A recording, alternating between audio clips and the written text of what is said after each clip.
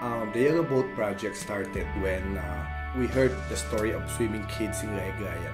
Kids having to swim very early in the morning just to go to school.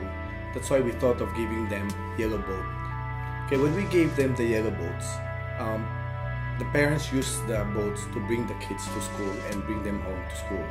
In between, they use it for their livelihood. So that's where our Adopt-a-Fisherman project started.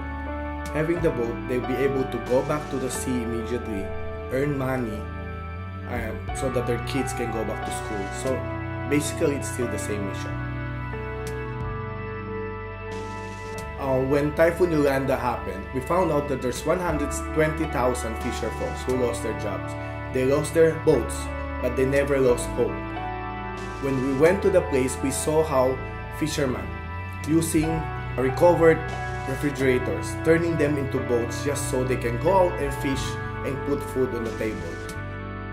When we first saw it and put that story out, suddenly there were outpouring of support from all over. Companies, individuals, schools, people we have never met, countries from where we never heard before, donating to our site because they really wanted to help out the fishermen.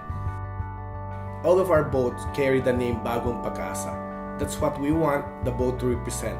A fresh start for the fishermen, a fresh start for the community, and a fresh start for our country. I was privileged enough to be in the Typhoon Yolanda ravaged area 3 days after the storm. And the first time I met the fishermen, there were already a series of people interviewed them, promising them aid. So when we asked them, they were like, "Oh, we need a boat, but if you can help us, that would be great." But you can sense that there's sense of pessimism, and yet you can see from them that fighting spirit, that hope is still there. Post Yolanda, the need is so great. Not one government can do it alone. Not one organization will do it alone. Not one person can do it alone. But if all of us would pitch in and contribute to buy one boat, two boats, or a fleet of boats, then that collective action can only help make the recovery faster. If they have not given up hope, we should not give up on them.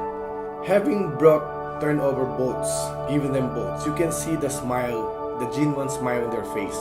And you see how they tinker with the engine,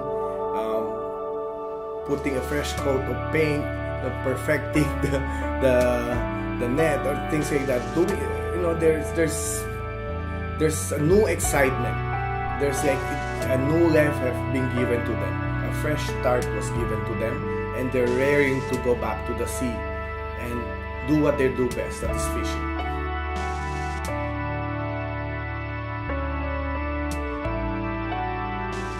From one boat, we're on our way to building our 600 boat.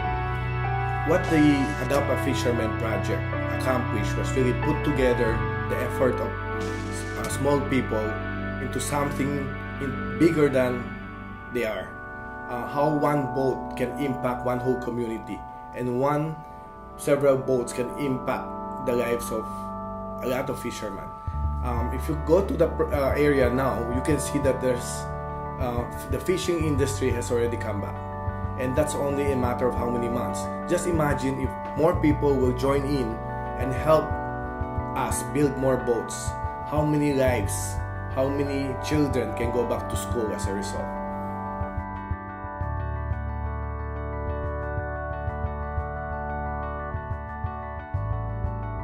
The Yellow Boat of Hope is open to partnerships.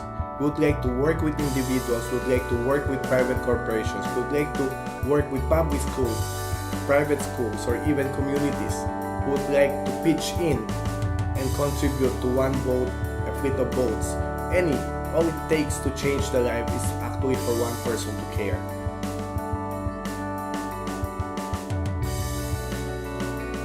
All it takes to make a difference is for one person to care.